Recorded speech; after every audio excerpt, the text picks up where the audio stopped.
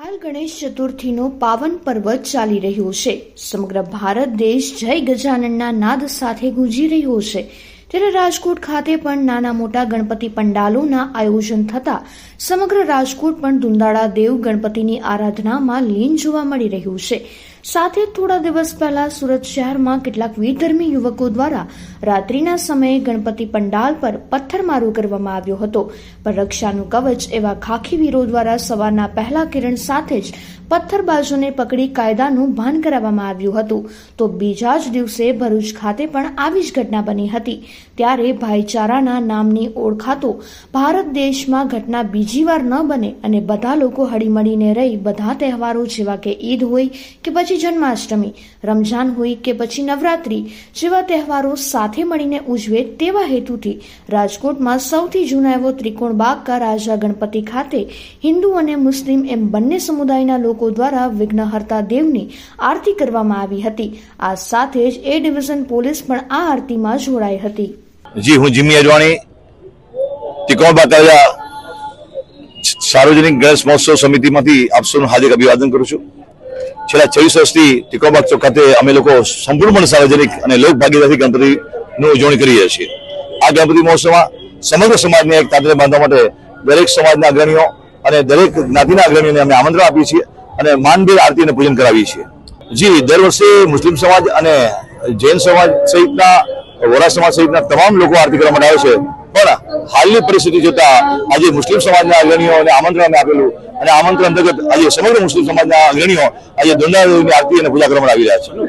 મને એવું છે કે આપણે સમગ્ર સમાજ દરેક માનવતા ખાતર જીવીએ છીએ અને કોઈ પણ ટીખણખોરના હિસાબે કોઈ ટીખણી કરે અને એના હિસાબે અનેક લોકોને નુકસાન થાય એ કોઈ પણ સંજોગો ચાલે નહીં।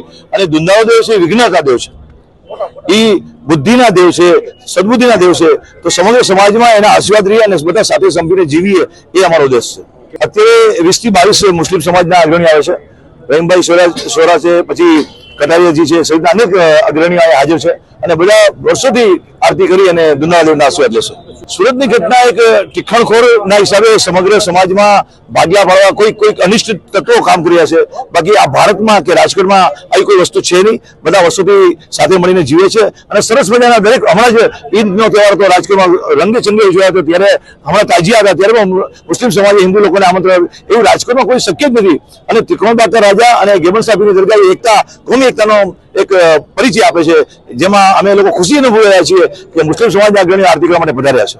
રહીમભાઈ સોરા છેલ્લા 25-26 વર્ષ થયા જે ત્રિકોણ બાગ રાજા તરીકે જીમીભાઈ અડવાણી અને એની ટીમ જે ગણેશ મહોત્સવ ઉજવી રહ્યા છે અને એ પૂરી એની ટીમ જે કોમી એકતા અને ભાઈચારાનો સંદેશો આપવા માટે થઈ દર વર્ષે અમે અહીંયા પધારીએ છીએ। મુસ્લિમ સમાજના આગેવાનોને બધાને અહીંયા બોલાવવામાં આવે છે। તેવી જ રીતે અમારે ગેબન સાહેબની દરગાહની અંદર જ્યારે ઉર્સ હોય, 2 દિવસનો ઉર્સ, ત્યાં આ ટીમ પણ અમારી સાથે હોય છે।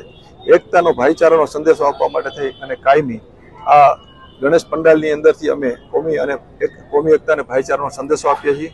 આ એના માટે થઈ અને અમે જીમીભાઈ અને એની પૂરી ટીમને બિરદાવીએ છીએ। મુસલમાન જેને પોતાની જાતને એમ કહે કે મુસલમાન એટલે કે જેનું ઈમાન ચટ્ટાન જેવું છે, એવું એ કોઈ પણ ધર્મ ઉપર પથ્થરમારો કરી જ ન શકે। અને જો પથ્થરમારો કરતા હોય તો કાંઈ એની પાછળ કોઈને કોઈ આશય હોવો જોઈએ। હું નથી માનતો કે મુસ્લિમ ધર્મની અંદર કોઈ બીજા ધર્મને નીચો પાડવાનો અથવા તો બીજા ધર્મની ઉપર હુમલો કરવાનો કોઈ પણ જગ્યાએ અમને અવકાશ નથી।